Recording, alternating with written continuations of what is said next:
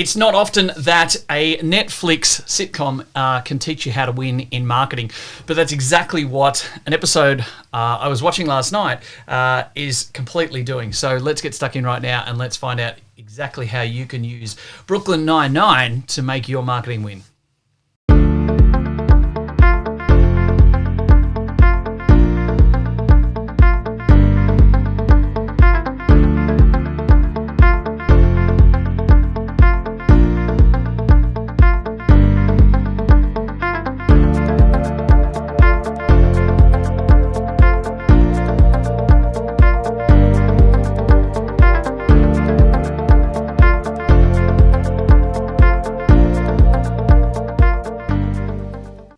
So you're probably reading the podcast name and thinking, what the heck can Brooklyn Nine-Nine do or teach me to win at marketing? Well, stick around for the next few minutes and I'll show you this. It's actually a very, very funny sitcom. I absolutely love it. I was probably late to the party on knowing about Brooklyn Nine-Nine, but I'm very grateful that I've discovered it in the last 6 months or so. For those that don't know, it's on Netflix. It's a really funny and quirky sitcom, and it's all about the detectives and the police at the 9-9 in Brooklyn. And there's a cast of characters, and they're absolutely hilarious with how they do things, and they're really, I guess, in many respects, led by a quite eccentric commanding officer, basically, and there's a bunch of oddball detectives that ultimately solve crimes as detectives in very funny, different ways, and there's a lot of great different storylines, and I absolutely love it. On a side, it's a powerful, powerful metaphor for how we can learn as well, by the way. You know, like each episode's 22 minutes in length, and it's like if you can't teach someone something, or if you can't have a bit of a way of having more impact in someone's life in 22 minutes, it's a really good testament to a challenge of how you can actually step forward. You know, if you've got 22 minutes of a consult with someone, can you actually change your life in that amount of time? Yeah, you can. You know, if we're trying to teach someone something or change around something, we want to be able to do it inside 22 minutes. And it's been a bit of a challenge and a quirky little thing that quite a few of us have been working on for a while, and it's absolutely fantastic. But let's park that and get stuck into the marketing side of things. So I'm into season 6. Every Halloween, they have a particular episode. They call it the Heist. And basically the premise is they try and challenge different people. It started off with one of the detectives challenging the commanding officer in regards to being able to steal something. So one year they've had something where he's got to try and steal the commanding officer's watch before midnight of that day. And so it's it's a whole elaborate situation of how they're going to be able to do that. And they've had one where they've had to try and steal one of the other person's it was like a war medal and things like that. So it's been different avenues happening. Cut long story short, I was watching season 6, and how it actually unfolded last night. Lieutenant Terry Jeffords actually won. And it's kind of ironic because he never wins, right? He's the one that never would win in this type of situation, but for the first time he did. And he went on to actually explain how he actually did it. And this is where the power comes in to understanding our own clients and making sure that our marketing wins each and every time. And so he went ahead to basically talk about 3 different parts of why he won and how he won. And it made me really stop and understand that this is exactly the way that we can ensure that we can win in the game of marketing, sales and marketing for all of our business pursuits upcoming. And it's become abundantly clear that these 3 things that Terry was saying, and it wasn't last night, it was just when I was watching it last night, are the actual 3 key ingredients for us to be able to get in our own marketing, to be able to have really good, authentic, authority-grabbing, organic marketing that works, that has huge cut-through, is really cheap, easy, and is going to always give us the best bang for buck and ultimately allow us to have more impact. And so the first thing he said was that he knew his team, he knew the detectives, his colleagues intimately. He knew them better than what they even came to realize and understand themselves. And therefore, number 2, he was then able to influence them and get them to say and do certain things that he needed in order for him to complete the heist and for him to win. And the third one was that he'd had a very well thought out and maybe over the top game plan that he was then able to execute. Now, when you stop and think about those three things, that's exactly what enables us to win in the game of marketing. First of all, we need to make sure that we know our client, we know our target, we know our prospect better than they know themselves. And this is something we do a lot of work with our clients in and around this, and there's a little four-way metrics, it's a matrix that we actually utilize to make sure that we get to know exactly what people are wanting to get away from, what they're wanting to move towards, what their fears and frustrations are, and then we ultimately start to have a better understanding about what the emotive side and the emotional side of what they're actually, needing to purchase, what we're needing to actually get them to fall in love with and buy as such. We also start to have a bit of a look at what type of words and keywords and phrases people would actually Google. And so we start to actually form a complete paradigm of what they think and what they feel.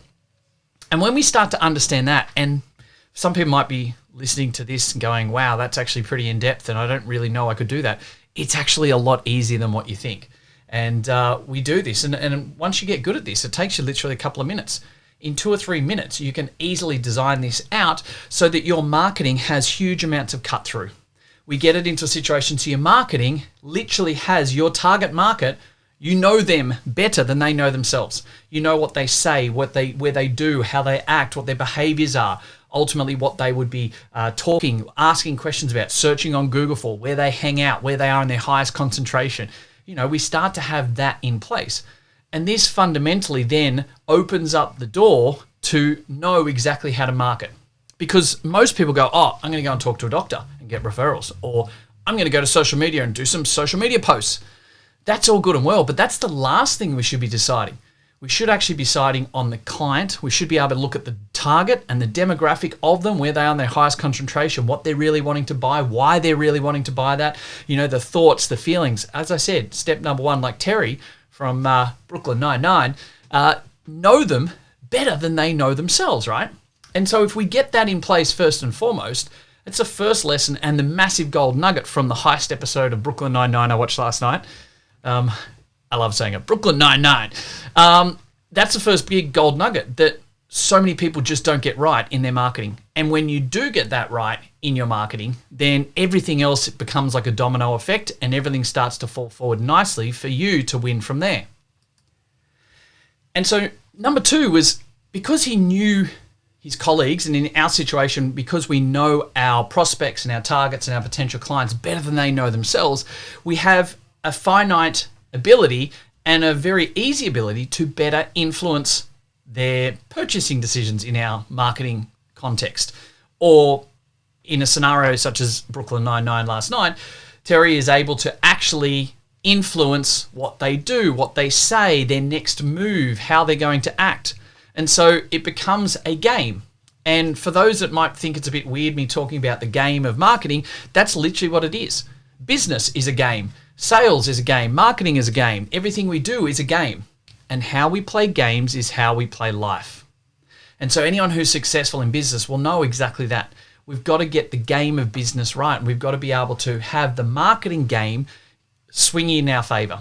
So if we know our clients and our prospects better than they know themselves, we're going to be one step ahead, because we can influence their buying decisions. We can influence what they see at certain time periods, where they might have interactions with us. We can influence the way in which they have more touch point engagement with us, how they can be more influenced to see us as a leading authority and realize that they need us in their life. And so that's number two. It's all about being able to know someone so that we can actually influence them. And the word influence isn't a negative, by the way, because some people go, oh, that sounds like it's a negative and we shouldn't influence. But we do. Every minute of every day, our voice, so tonality, what we say, what we do, how we act, what we question, is all about influencing and persuading certain avenues or contexts or decisions to move in our favor. So when we start to go, hang on a sec, if I can better influence the ability for someone to know me better, to like me, to trust me, then ultimately people will then go ahead and buy. So that's a really important one to be able to learn from Terry in Brooklyn Nine-Nine and the Heist episode I watched last night. So that's number 2. And of course, the piece de resistance is having a very well organized and structured game plan. Now, we probably don't all need to go over the top like they do in Brooklyn Nine-Nine, but we need to always have a really strong game plan in place. And a lot of the time, I'm really grateful to be able to work with, nearly 100 health business owners every single month. And with all our webinars that we do weekly, all our coaching sessions, our conferences, everything that we do is just amazing. And I get to see the inner workings of so many business owners in the health and medical industry. And it's probably one of the biggest parts that's lacking numerous times over. And that is not a strong, structured, thought out game plan.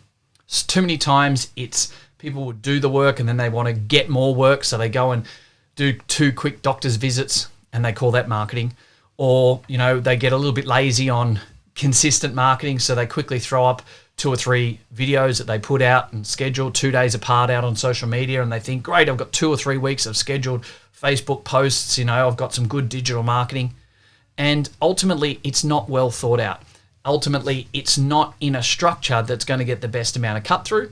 And it's not a strategic way that's not linked to those purchasing decisions and the influencing factors that I was mentioning a few moments ago. So we really need to stop and have a good, strong strategic plan in place in regards to the game plan we're rolling out for each individual demographic, target mentality, that targeted niche or prospect type mentality that we've got to have.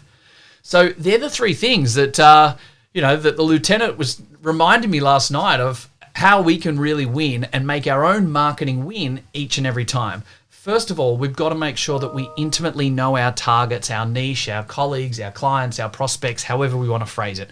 Secondly, we've got to be able to then know everything about them so we can influence their decisions and buying, spends, what they're doing, how they're doing, etc., right? We've got to be able to make those things happen on the influencing side of things. And thirdly, we've got to be able to put that into a nice, strong, strategic game plan that we know is in the best interest of everyone, that's going to get the best return on investment for our time and energy and money that we're sinking into that marketing.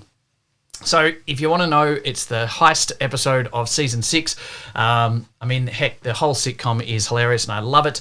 You can go and sit through 22 minutes, 21 and a half to 22 minutes an episode, and there's so much to learn from them in regards to our marketing and our business in those episodes. But last night was a really powerful one. Go and take those 3 points. Sit down, have a look at your own marketing. Are you actually confident that you're nailing those 3? Because if you do, or when you do, I should say, to use the right NLP, when you do, you'll make sure that you're always going to win at marketing. And that's going to get you ahead to be able to ultimately have more impact, see more clients, have more growth and scale. And that is ultimately why you're in the game of business right now. I'll talk to you again very soon. Hey guys, thank you very much for listening to another episode of the Profitable Practice Podcast. I would love nothing more than for you to be able to leave a review. I get so much joy out of listening and reading the amazing things that you guys say about this. So please subscribe to our channel, leave a review, and share it with your friends. Let's get some more fantastic information out there so all of us can grow the industry together. Cheers for now.